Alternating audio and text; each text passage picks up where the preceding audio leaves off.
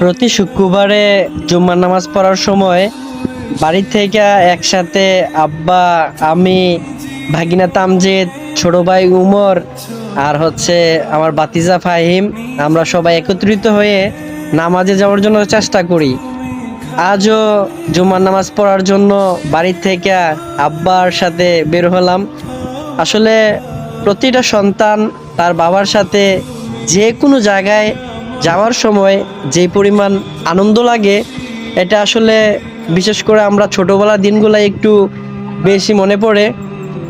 আমার আব্বার কাঁধে যে ছোট ভাইটাকে দেখতে পাচ্ছেন, এটা হচ্ছে ছোট ভাই উমর।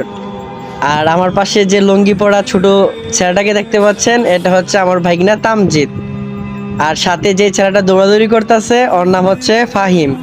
আমরা সবাই একত্রিত হয়ে জুমার নামাজ পড়ার জন্য মসজিদে যাচ্ছি। আসলে প্রতিটা সন্তান তার বাবাকে অনেক ভালোবাসে এবং প্রতিটা বাবাই তার সন্তানদের অসম্ভব ভালোবাসে।